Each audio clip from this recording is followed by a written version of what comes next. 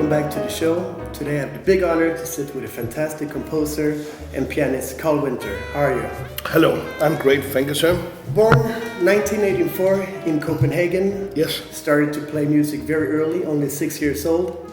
Growing up in a household filled with music, your sister and your incredible father, Jens Winther, who played trumpet. Why don't you tell us a little bit about your upbringing? Well, there was always music in my house because of, as you just mentioned, my father and so on, and the rest of his family also play music. But I started playing 6 years old because my mother, she forced me to it. At that point, I was allowed to choose which instrument I wanted myself, but... Was piano your first choice? At that point it was, yeah. Then I played congas and trumpet shortly, but that was it. When I was 10 years old, I quit again because the girls in the new school were laughing at me. But when I was 15, I took it up because I wanted to myself, and then been playing it every day since then. So when did you realize that music is what you want to do? That is going to be your profession? Well, I guess. I've had me and my mother talked, and she said until I was 25, I was allowed to play music, and then by the age of 25, I should, see what I felt inside, how far I would had become, and take, agree with myself what should be of it at that point. Well, I know for your education, a lot of your education came from your home, came from your father, Jens, also being around jam sessions, but I know you went to Skurup, and then after that you went to the Rhythmic Conservatory, and you also started to tour with your daddy. Was that sort of the first working band that you were touring with? Yeah, that when my father, with his quartet, later quintet, when I was, 23 or something, I think. So, who was your influences? I've always been very inspired by McCoy Tyner. My father used to play like his own version of McCoy Tyner since I was a little kid and called it like Indian music.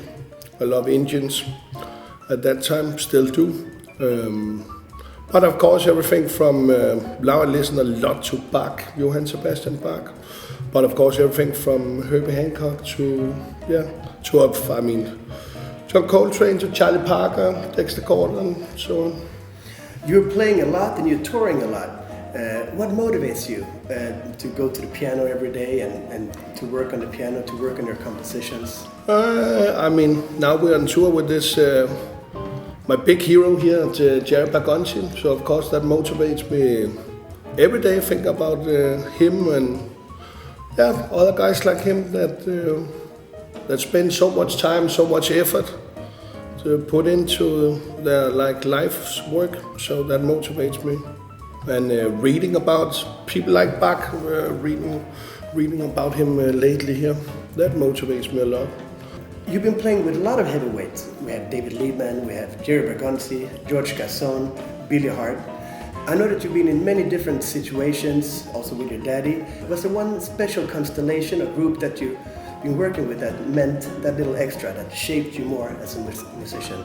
Yeah, I guess this with my father, it was that shape. He shaped me a lot with me not knowing it at all since I was young. But when we played with his constellation, I could, on his quartet, I could feel that that one shaped me a lot with my approach towards comping and so on, composing also. But I would say the last years here with Jerry Bergonzi been a big eye opener with harmonic systems and so on. Do you have any advice to the musicians out there? To be a jazz musician is one of the toughest professions we have. It can be either professionally or to work on the music. What would you suggest? Do it because you love it, else don't do it, and practice, and keep on. You're still young and have done a lot, but where is Carl Winther 10 years from now? I don't know. Let's see where the world takes us. Carl Winther, it's been a big pleasure to have you on the show, and I hope to see you soon.